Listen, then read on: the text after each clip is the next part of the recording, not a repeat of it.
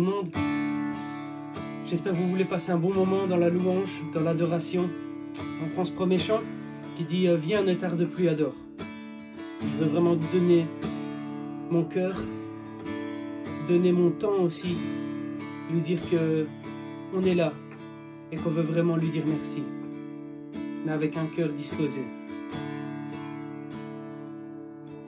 Viens, ne tarde plus, adore. Viens,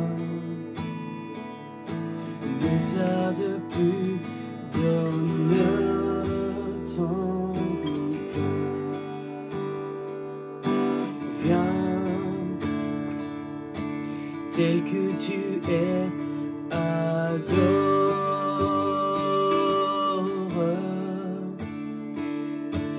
Viens, tel que tu es devant ton Dieu. Viens, dis-lui un jour toute langue dira tu es Dieu. Un jour tout genou fléchira, mais le vrai trésor est pour ceux qui t'ont choisi dès aujourd'hui. Un jour toute langue dira tu es Dieu. Un jour tout genou fléchira, mais le vrai trésor est pour ceux qui t'ont choisi dès aujourd'hui.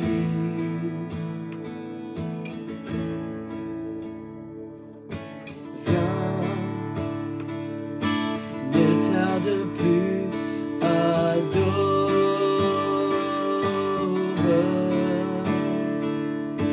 Viens,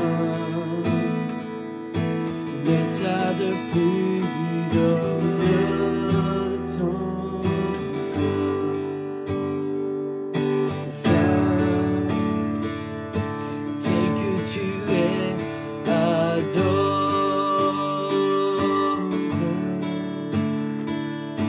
Viens, tel que tu es devant ton Dieu. Viens, oui,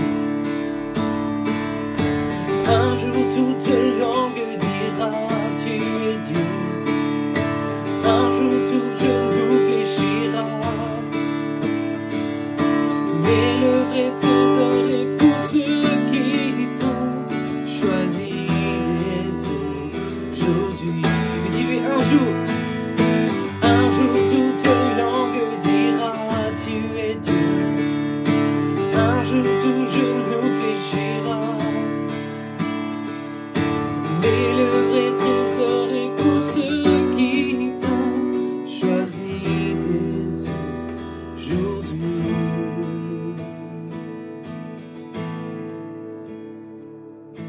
Viens, ne tarde plus, adore. Proclame-le, viens. Viens, ne tarde plus, donne ton cœur. Viens, tel que tu es, adore.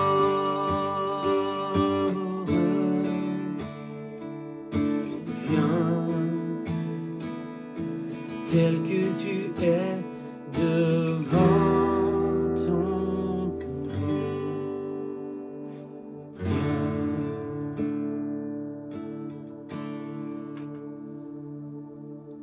Amen. Nous voulons venir à toi, Seigneur. Avec un cœur sincère, Seigneur, nous ne voulons pas venir avec des faux semblants. On veut vraiment venir, Seigneur, avec le cœur ouvert. T'exposer, Seigneur, nos problèmes, Seigneur, t'exposer nos soucis, mais aussi les déposer, pas les garder pour nous. et te laisser aussi nous remplir, Jésus, de ton esprit. Merci Seigneur parce que tu es là et que tu agis encore aujourd'hui.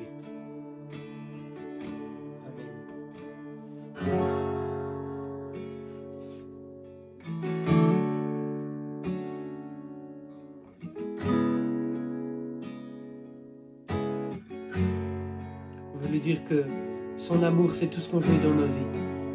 Sa puissance, sa présence.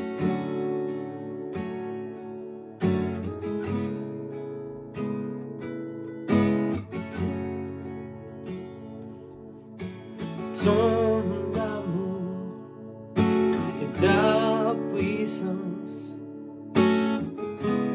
ta présence dans ma vie. Et ton amour. Ton amour, ta puissance, ta présence dans ma vie. Et je veux t'adorer de tout mon cœur. Et je veux t'adorer de toute mon âme.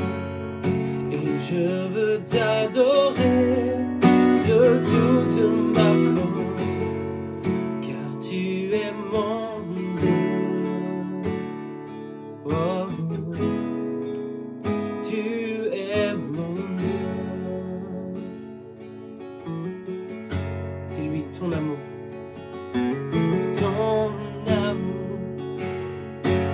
ta puissance,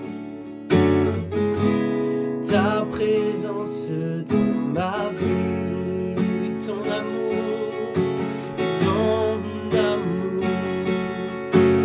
ta puissance, ta présence dans ma vie.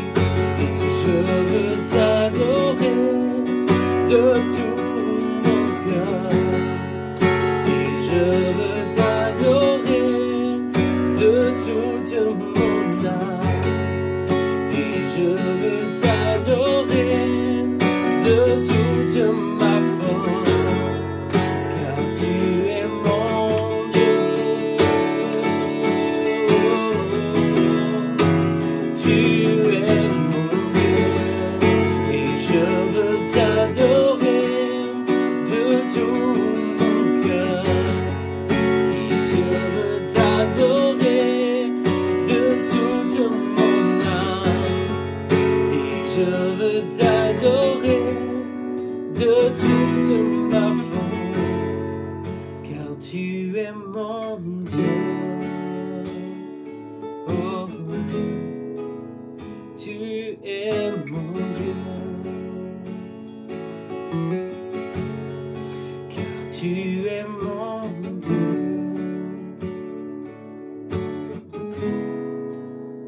Tu es mon Dieu.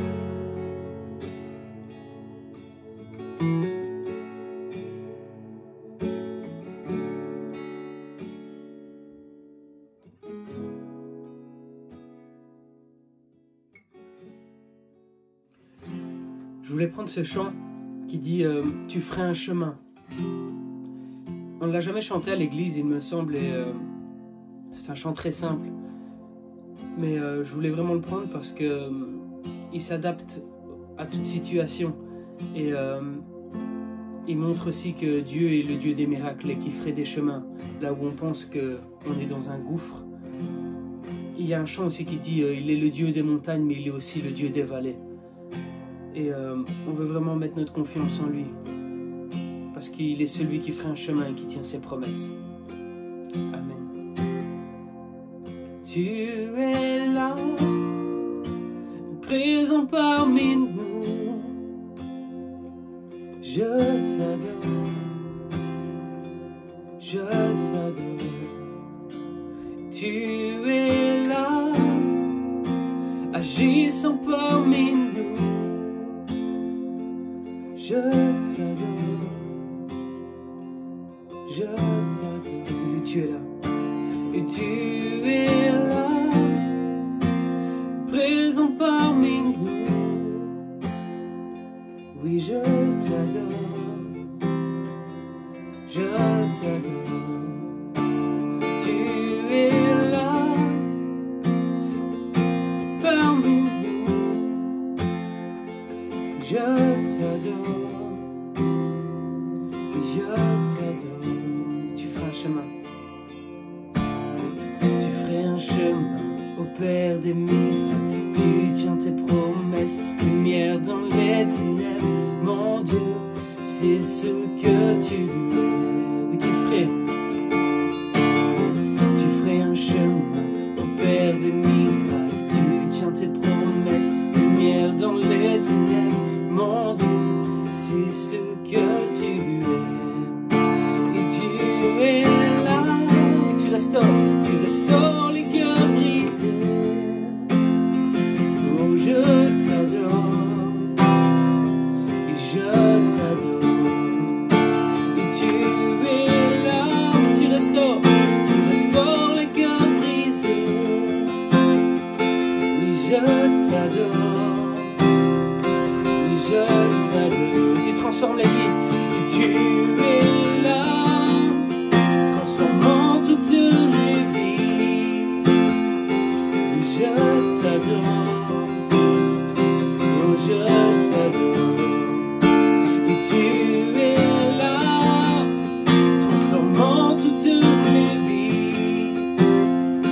Oh, je t'adore, oui, je t'adore. Et tu ferais un chemin au Père des miracles. Tu tiens tes promesses, lumière dans les ténèbres. Mon Dieu, c'est ce que tu es. Tu ferais un chemin au Père des miracles. Tu tiens tes promesses, lumière dans les ténèbres. Mon Dieu, c'est ce que tu es. Oui, tu ferais un chemin. Tu ferais un chemin au Père des miracles. Tu tiens tes promesses, lumière dans les ténèbres. Mon Dieu, c'est ce que tu es. Tu ferais un chemin au Père des miracles. Tu tiens tes promesses, lumière dans les ténèbres. Mon Dieu, c'est ce que tu es. Et c'est ce que tu es. Et c'est ce que tu es. Et c'est ce que tu es. Et c'est ce que tu es. Et c'est ce que tu es. C'est ce que tu es. C'est ce que tu es.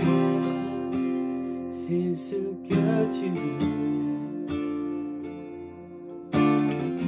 Même si je ne vois pas, tu agis. Même si je ne sens pas, tu agis. Mais tu es là, tu n'arrêtes pas d'agir. Mais tu es là, tu n'arrêtes pas d'agir. Même si je ne vois pas, tu agis. Même si je ne le sens pas, tu agis. Oui, tu es là, tu n'arrêtes pas d'agir. Oui, tu es là, tu n'arrêtes pas d'agir.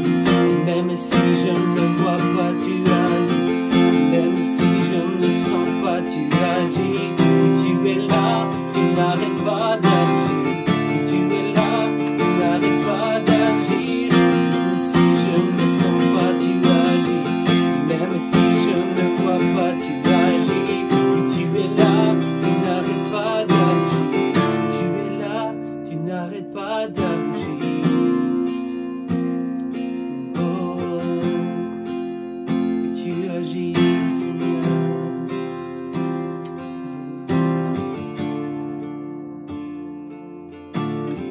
Tu ferais un chemin au Père des miracles. Tu tiens tes promesses, lumière dans les ténèbres. Mon Dieu, c'est ce que tu es. Tu ferais un chemin au Père des miracles. Tu tiens tes promesses, lumière dans les ténèbres. Mon Dieu, c'est ce que tu es.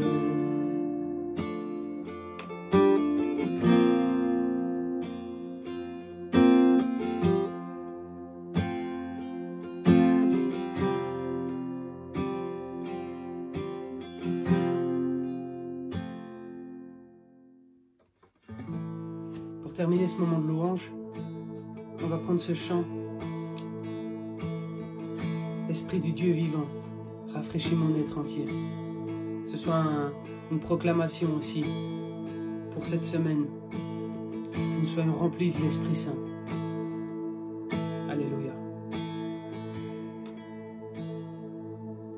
Éveille-toi, mon âme, éveille-toi.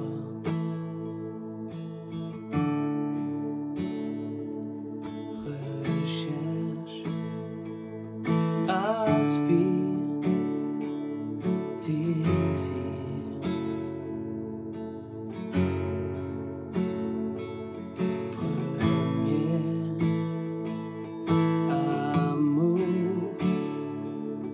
Éveille-toi,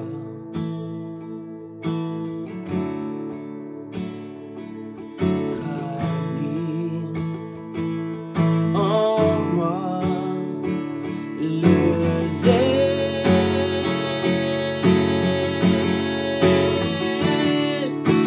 Esprit du Dieu vivant, rafraîchis mon être entier, sans moi de mon sommeil.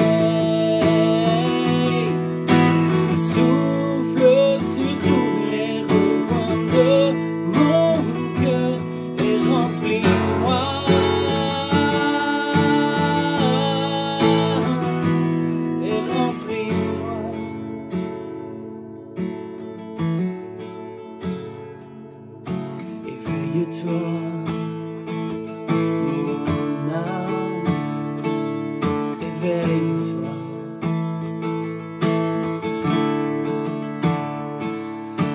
Recherche, aspire, désire.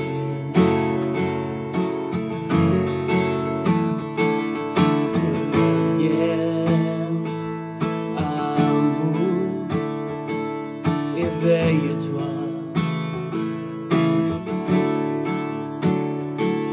ranime en moi le zèle.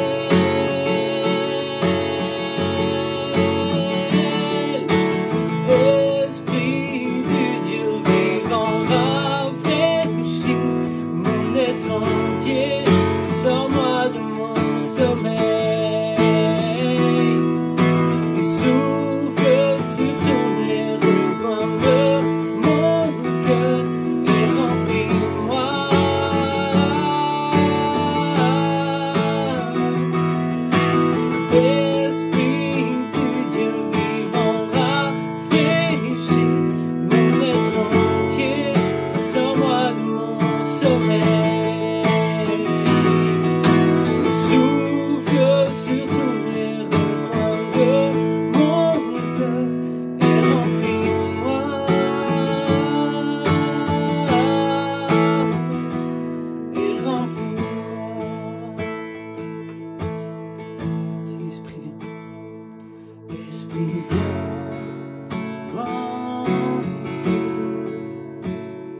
Seigneur,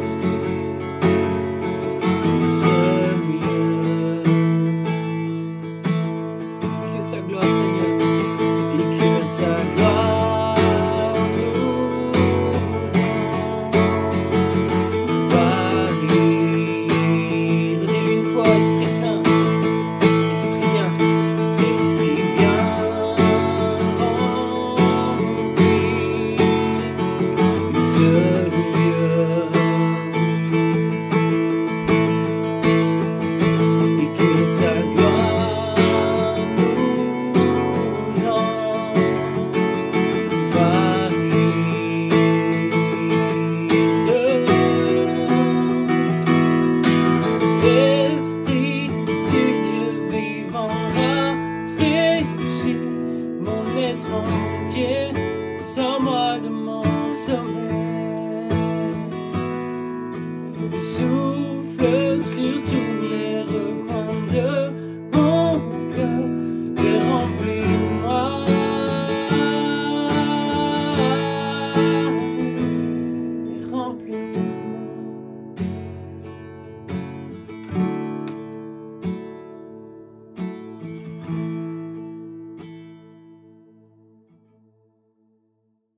Bonsoir les amis, heureux de vous retrouver une fois de plus par le biais des réseaux sociaux, en espérant bientôt vous revoir physiquement dans notre église, dans notre lieu de culte. Merci Daniel pour ce temps de louange, ça fait tellement du bien de louer le Seigneur, de prendre du temps pour nous rappeler qu'il est bon. Dieu est bon et il le reste en tout temps. Les hommes changent, les situations changent, mais Dieu reste bon en tout temps et il est vraiment digne d'adoration. J'aimerais continuer avec vous sur cette thématique en attendant bien sûr la fin du confinement, le déconfinement, mais aussi en attendant le retour de Christ. Dans un premier temps, je mentionnais l'importance d'avoir un regard juste sur la croix, de comprendre l'enjeu théologique, l'enjeu complet de l'œuvre de la croix, de ce que Christ a accompli sur la croix pour chacun d'entre nous. Ce n'est pas simplement notre salut, notre réconciliation avec Dieu, mais il a porté nos souffrances, il a porté nos maladies, et il a surtout tout accompli à la croix. Dans un deuxième temps, je parlais de l'importance du baptême dans le Saint-Esprit, l'importance de la place de l'Esprit dans nos vies pour réussir notre vie, avoir un impact dans la société d'aujourd'hui. Aujourd'hui, j'aimerais parler de l'occupationnel. Comment occupons-nous notre temps? Comment notre temps est rempli pendant cette attente? Lors de nos temps off, comment occupons-nous notre temps? Certains vont être simplement passifs, subir le temps et se placer devant la télévision et ingurgiter tout ce que la télévision propose. D'autres, ce sera les relations, vont prendre du temps avec leurs amis, prendre du temps pour faire des sorties entre amis, des repas, s'inviter, prendre du temps dans les relations. D'autres, ce sera les loisirs, se retrouver au bord d'un étang et de pêcher, d'attendre que le poisson mord. D'autres, ça va être faire du sport, du vélo, du jogging. Pour d'autres, ce sera cuisiner ou encore bricoler, décorer, etc. Rien de mal à cela. Rien de mal à cela, à occuper son temps avec de l'occupationnel sain qui va nous détendre.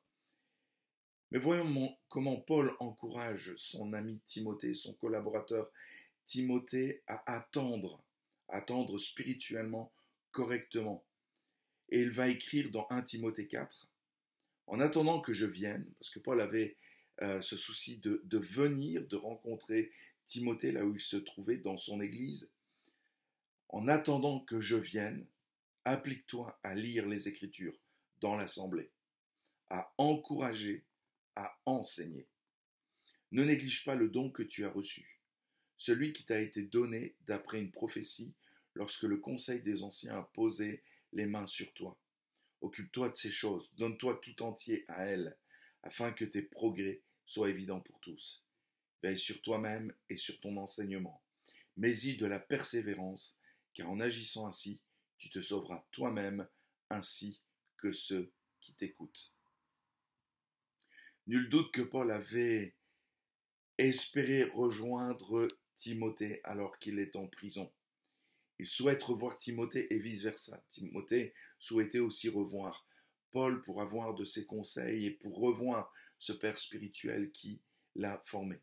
Mais en attendant sa venue, Paul va lui prodiguer toute une série de conseils pour réussir pendant cette attente. Je peux réussir cette attente de déconfinement et cette attente du retour de Christ, ou je peux la rater.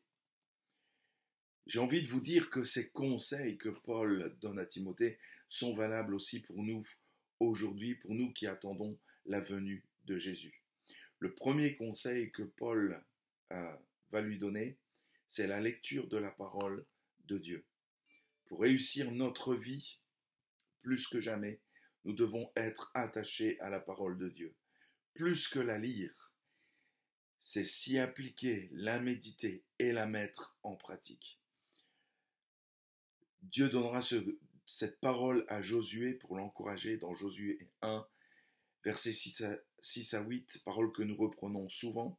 Fortifie-toi et prends courage, car c'est toi qui mettras ce peuple en possession du pays que j'ai juré à leurs ancêtres de leur donner. Seulement, fortifie-toi et aie bon courage en te conformant fidèlement à toute la loi que Moïse, mon serviteur, t'a prescrite. Ne t'en écarte ni à droite ni à gauche, afin de réussir où que tu ailles. Que ce livre de la loi ne s'éloigne pas de toi, médite-le jour et nuit pour agir avec fidélité conformément à tout ce qui est écrit, car c'est alors que tu auras du succès dans tes entreprises, c'est alors que tu réussiras.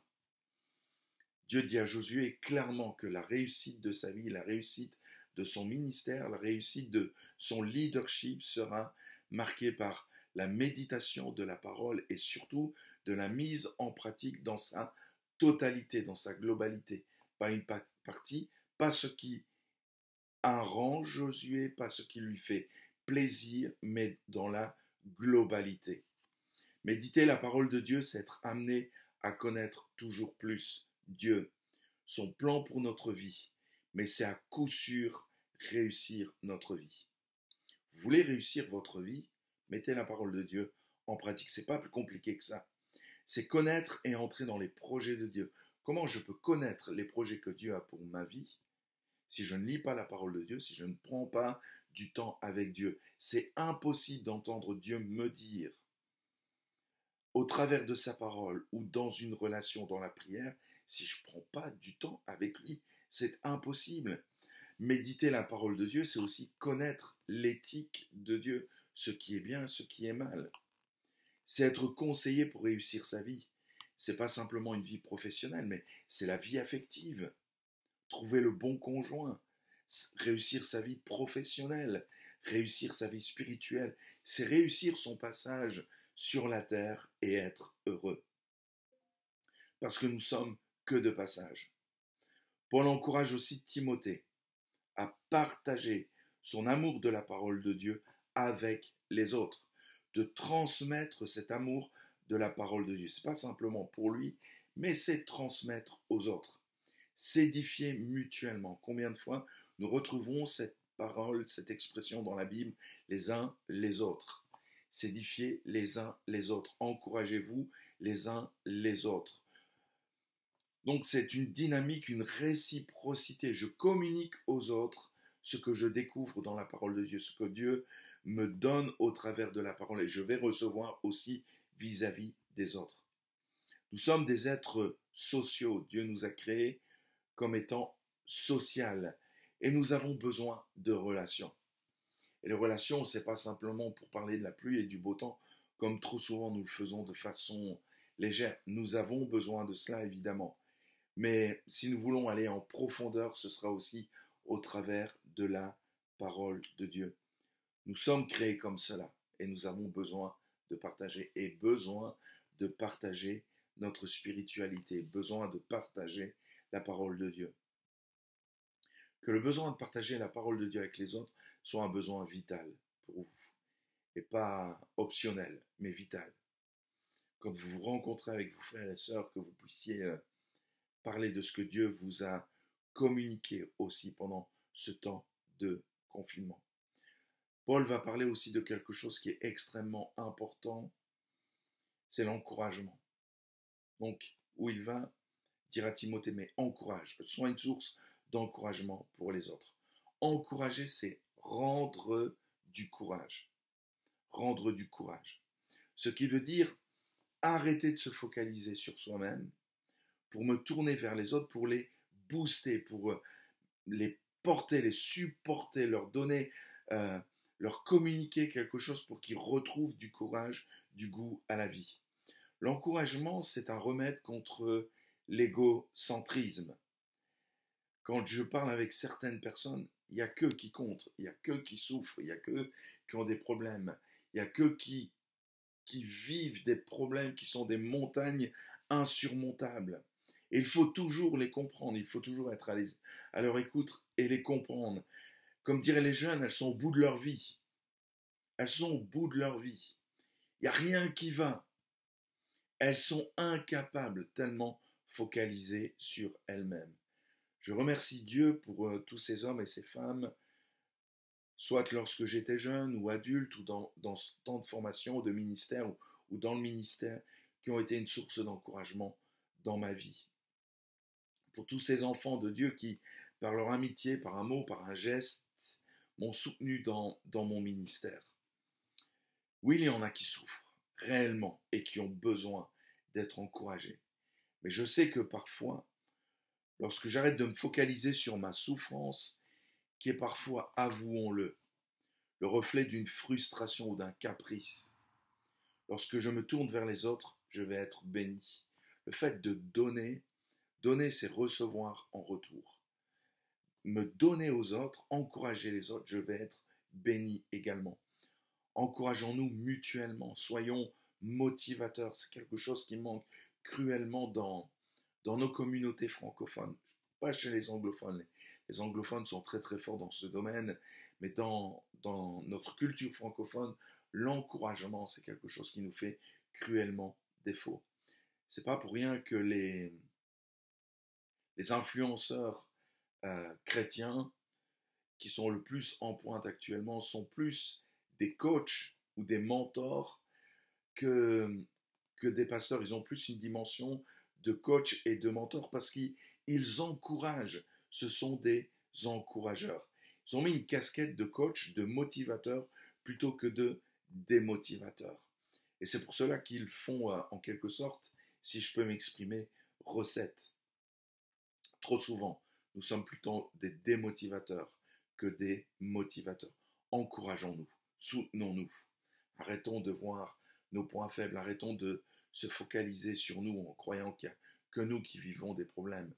Il y a des personnes qui rencontrent des problèmes bien pires que les vôtres, bien pires que les vôtres. On a besoin de se soutenir et de s'encourager mutuellement. Pendant cette attente, Paul va encourager Timothée à ne pas négliger le don qu'il a reçu. Là, c'était certainement un don spirituel qu'il avait reçu de la part de Dieu.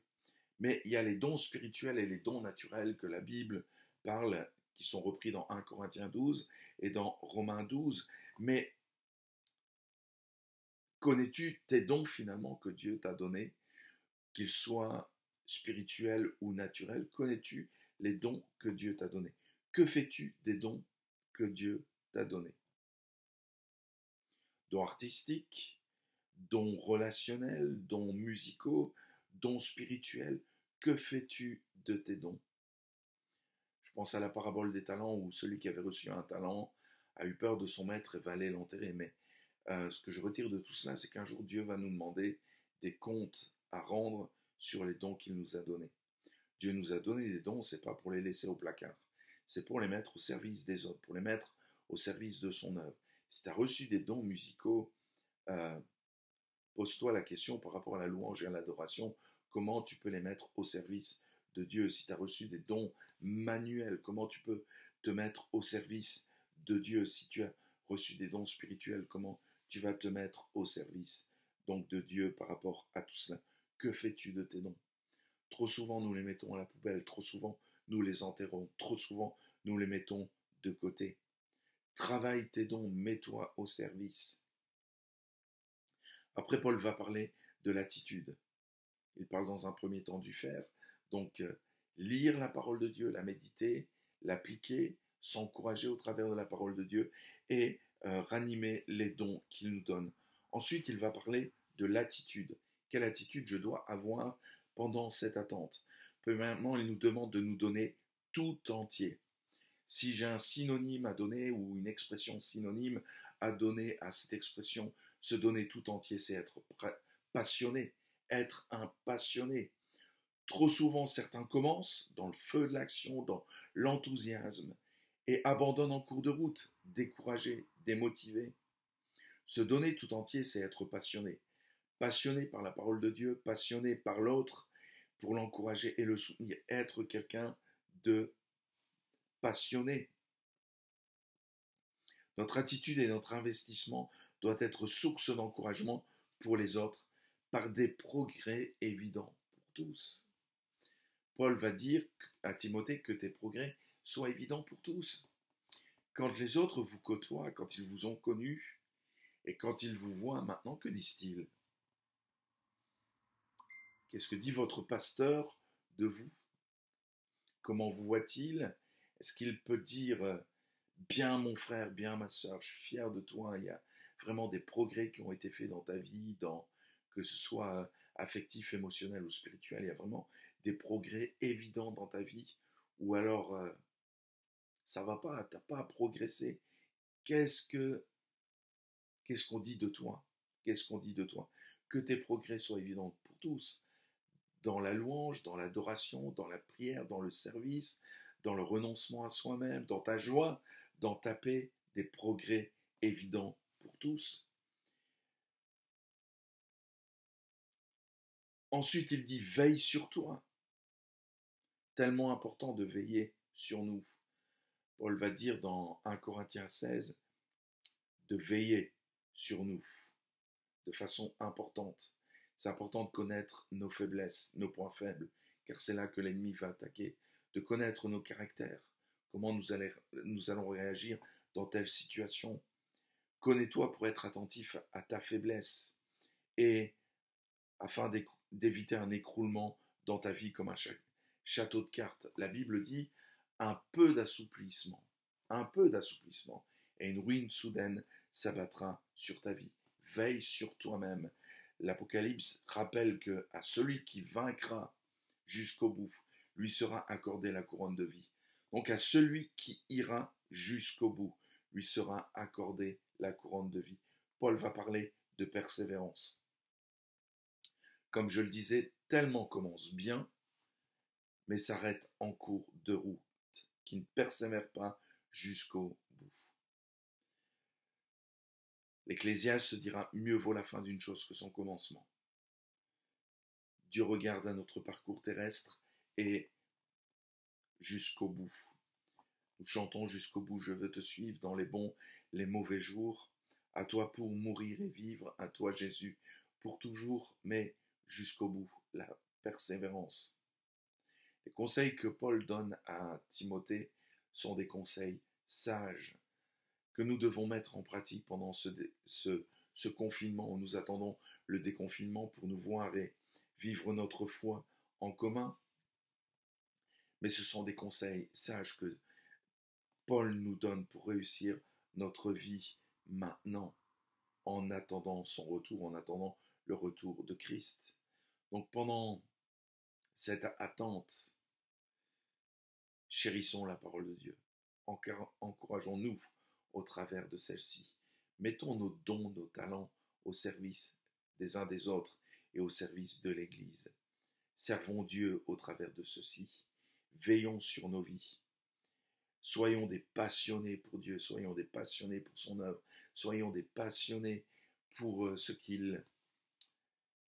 passionne Dieu, c'est-à-dire l'humanité. Dieu est passionné par l'humanité.